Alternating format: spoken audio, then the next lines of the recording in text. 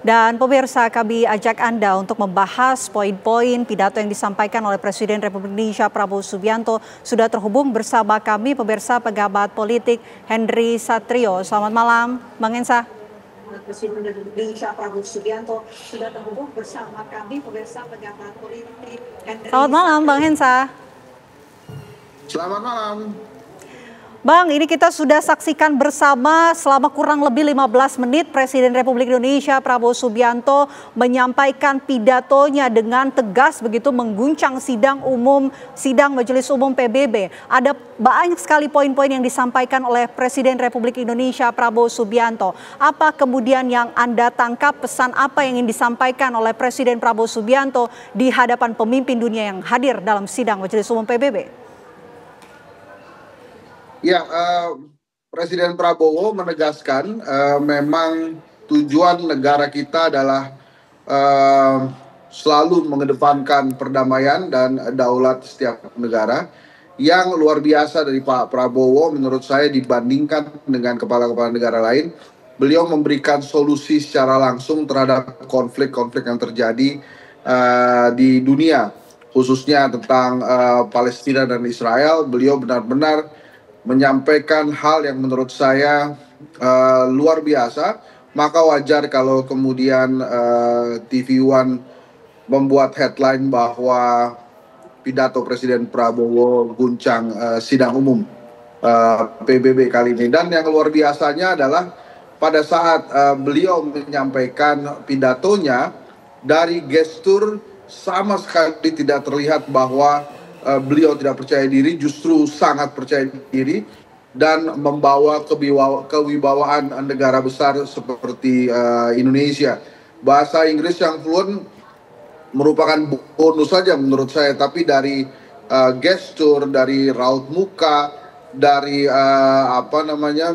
bahasa yang diambil, beliau sangat mengedepankan bagaimana Indonesia sebagai negara besar penuh wibawa kali ini tampil di muka para petinggi dunia untuk menyampaikan solusi-solusi terhadap kondisi yang bisa mengedepankan perdamaian dunia. Karena beberapa hal yang disampaikan oleh Pak Prabowo menurut saya sangat up to date, dan itu bisa mewakili, dan saya yakin dari raut muka para peserta terlihat sekali bahwa mereka mendukung apa yang disampaikan oleh Pak Prabowo. Ini saya sih gemeteran juga ya tadi pada saat kita saksikan, rasa bangga yang membuncah luar biasa menurut saya.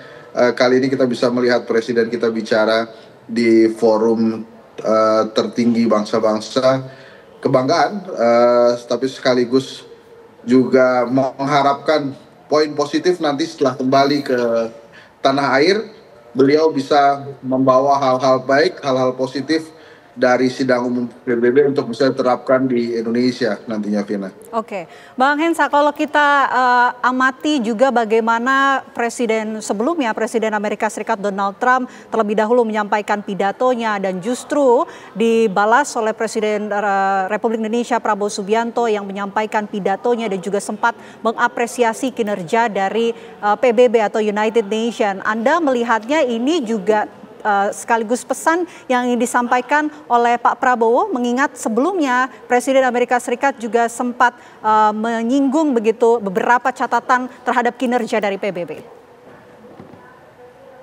Menurut saya Pak Prabowo menyampaikan pesan yang lebih tajam ya, karena saya menilainya Trump menyampaikan beberapa hal normatif yang sangat biasa disampaikan oleh Amerika Serikat ya sebagai sebuah negara besar. Hal yang disampaikan Trump menurut saya justru terlalu normatif dan tidak setajam Pak Prabowo dalam menyampaikan pesan-pesan kebangsaan yang diubah dengan bahasa internasional yang menurut saya sangat memukau.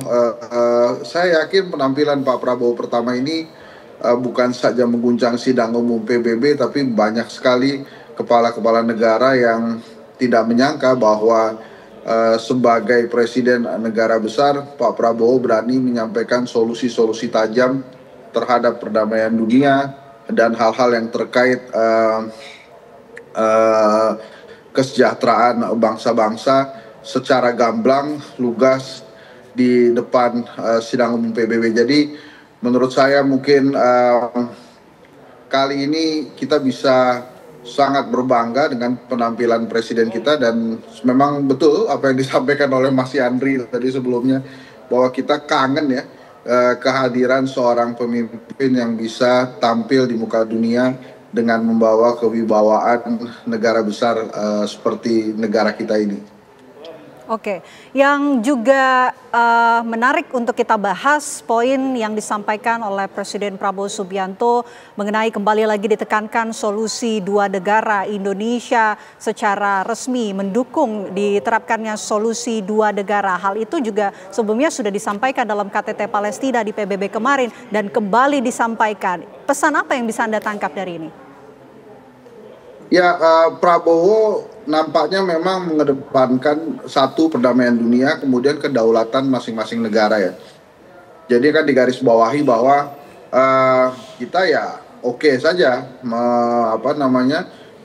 mengakui kedaulatan Israel, tapi sebelumnya Israel harus mengakui dulu adanya negara Palestina. Itu merupakan terobosan menurut saya, dan solusi yang sangat konkret, dan harusnya apa yang disampaikan Pak Prabowo tadi bisa menjadi solusi tegas terhadap perdamaian Israel Palestina yang memang sangat menyedihkan, kemudian katastrof ya, sangat menghancurkan. Mudah-mudahan apa yang disampaikan Pak Prabowo ini dianggap sebagai solusi tajam dan bisa diputuskan sebagai solusi dari sidang umum kali ini, bahwa kedaulatan setiap bangsa, kedaulatan setiap negara harus dijunjung tinggi.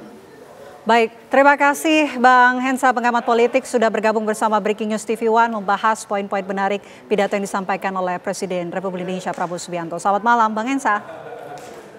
Selamat. Ya pemirsa, kami akan kembali menghadirkan cuplikan dari pidato yang disampaikan oleh Presiden Republik Indonesia Prabowo Subianto dalam sidang Majelis Umum PBB berikut ini.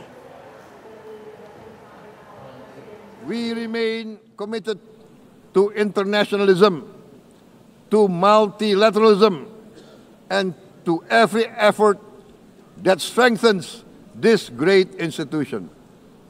Today, Indonesia is nearer than ever before to meeting the sustainable development goals of ending extreme poverty and hunger. Because years ago, this very chamber chose to listen and uphold social and economic justice. We will never forget. And today, we must never be silent while Palestinians are denied that same justice and legitimacy in this very hall. Excellencies, Thucydides warned, the strong do what they can, the weak suffer what they must. We must reject this doctrine. The United Nations exist to reject this doctrine. We must stand for all, the strong and the weak. Might cannot be right. Right must be right. Indonesia today is one of the largest contributors to United Peacekeeping Forces. We believe in the United Nations. We will continue to serve where peace needs guardians, not with just words, but with boots on the ground. If and when the United Nations Security Council and this great assembly decide Indonesia is prepared to deploy 20,000 or even more of our sons and daughters to help secure peace in Gaza or elsewhere.